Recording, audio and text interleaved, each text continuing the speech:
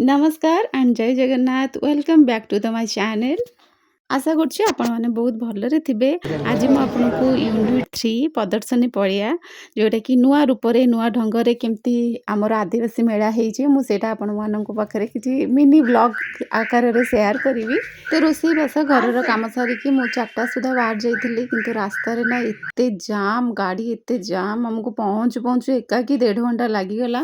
तो बहुत सारा भिड़ थाए फाइनाली आमे माने पहुँची जाइथिली। एटा दिन 2:30 रु आरंभ करी राति 9:30 पर्यंत आपण माने बुली परिबे बहुत सारा एन्जॉय करि परिबे। आ आदिवासी मानकर आर्ट क्राफ्ट फूड तांकर रहिबा शैली सब किछि जानि परिबे। तो सेठी फूड कोर्ट भी अछि आपण माने ढेर सारा यम्मी यम्मी खाइबा भी खाइ परिबे। तो बहुत ही बढ़िया थिला एंट्री करू करू तो बहुत ही सुंदर लागिला। लाइटिंग एथर जबरदस्त हेतिला। बहुत सारा नुआ कांसेप्ट भी आछि।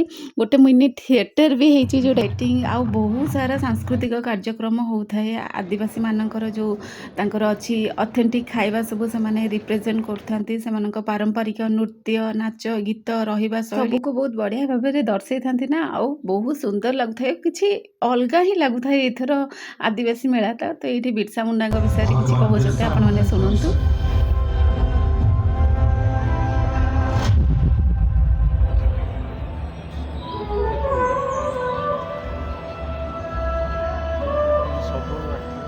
भगवान बिरसा मुंडाଙ୍କର जन्म 15 नवेम्बर 1875 मसीहारे छोटनागपुर पठारर एक छोट ग्राम उली हातुरे होइथिला।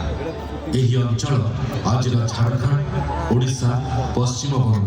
तो बिरसा मुंडा का कहानी बा किए न जाने आमे माने षष्ठ सप्तम रु आमे माने पढ़ी आछे पंचम रु भी आमे माने केते तो एबे तो पंचम रु भी पढुछंती पंचम रु आमे पढ़ी आछे पर्टिकुलर मोर क्लास मने नै किंतु आमे छोट बळु पढ़ी आछे बिरसा मुंडा का कहानी केमिति तांकर थिला संघर्ष।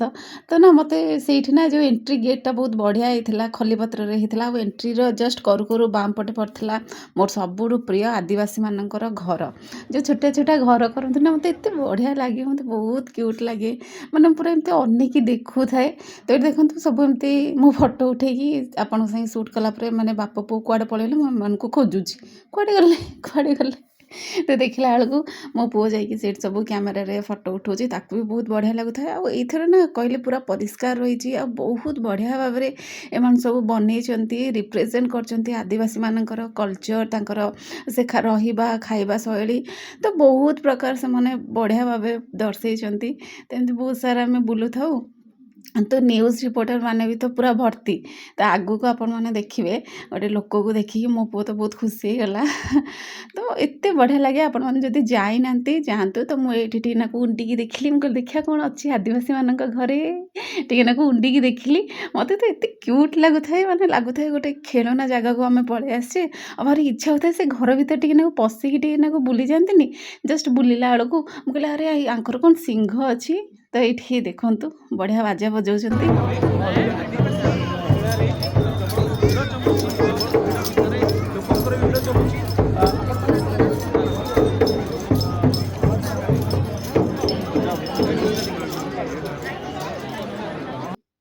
केते सुंदर पनीपरिया फलमूल चाष करथांती ना एते बढ़िया लगुଥାଏ। जदि आपण जाई नांती तुरंत जातु एथर बहुत ही यूनिक हेची आदिवासी मेलाटा।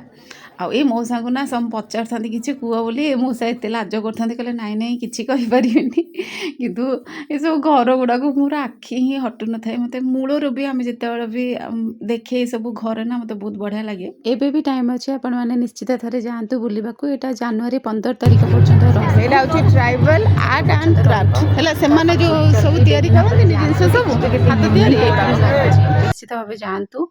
तो एमती सब आम सब एत सब जिनस कि प्रति वर्ष तो पड़ू किसी ना कि जिनस किणु आम एमती किसी एत कि हाँ मुझे ना झुणा कि झुणा ना बहुत बढ़िया बास्ना हाँ मुझे चूड़ी भी किनी गहली थी तो मुझे सुट कर पारे तो मुझे झुणा कि चूड़ी बढ़िया मिलता चूड़ी किनी तो इन सब से ही बस सब तैयारी करथांती तो बहुत ही बढ़िया लगिला। तो तापर ना बहुत सांस्कृतिक कार्यक्रम होता है आम टे आगू गला बेलू पिलामानकर जो एते डांस ना आपण मैंने देखिले माइंड ब्लोइंग डांस करथांती ए सब स्टेज रे माने कम से कम मु देखिथि बोधे बहुत बढ़िया डांस करथांती। तो सुनंतु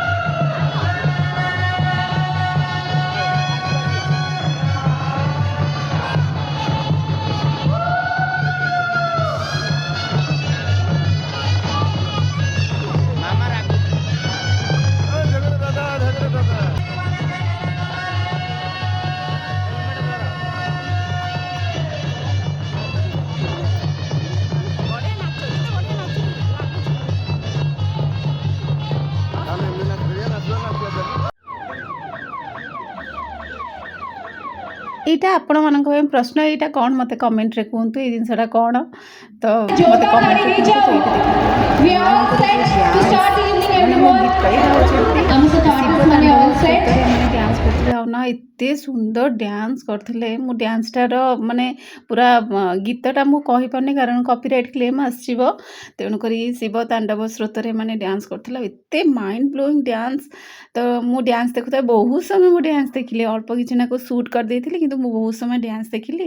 ତା ଭିତରେ ମୋ ପୁଅ ଆଉ ମୋ ହଜବେଣ୍ଡ ଯାଇକି ଟିକେ ନାକୁ ବାହାର ଖାଇବା ଏତେ କିଛି ଖାଇନଥିଲେ, ଯେହେତୁ ଘରେ ତ ବିରିୟାନୀ ବି ହେଇଥିଲା ନା, ଖାଇକି ସେମାନେ ଯାଇଥିଲେ ବୋଲି।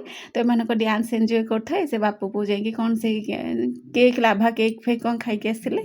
ବାସ୍ ମୁଁ କିନ୍ତୁ କମ୍ ସେ କମ୍ ବୋଧେ ମାନେ ଅଧଘଣ୍ଟା 45 ମିନିଟ୍ ଏମାନଙ୍କର ଡ୍ୟାନ୍ସ କଣ୍ଟିନ୍ୟୁସ୍ ଏମାନେ ଡ୍ୟାନ୍ସ କରୁଥାନ୍ତି ଦେଖୁଥାଉ।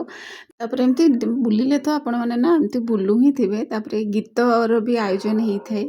ତ ଏମିତି ସବୁ ଭାବରେ ଆମେ ବୁଲାବୁଲି କରିଦେଲୁ। ଆପଣ ଯଦି ଏପର୍ଯ୍ୟନ୍ତ ଯାଇନାହାନ୍ତି, ଖାସ୍ କରି ଯେଉଁମାନେ ଭୁବନେଶ୍ୱର କଟକ ବାସିନ୍ଦା ପାଖାପାଖି ଲୋକ ଯଦି ଯାଇନାହାନ୍ତି ନିଶ୍ଚିତ ଯାଆନ୍ତୁ। ଏଇଥର ଆଦିବାସୀ ମେଳା ନା ବହୁତ ମାଇଣ୍ଡ ବ୍ଲୋଇଂ ପଡ଼ିଛି। ଆଉ ଦୂର ଲୋକମାନଙ୍କ ପାଇଁ ହୁଏତ ଟିକେ ନାକୁ କଷ୍ଟସାଧ୍ୟ ହେବ, ପୁଣି ଏତେ ଶୀତରେ ଯିବା ଆସିବା ପ୍ରୋବ୍ଲେମ୍ ଟିକେ ହେବ।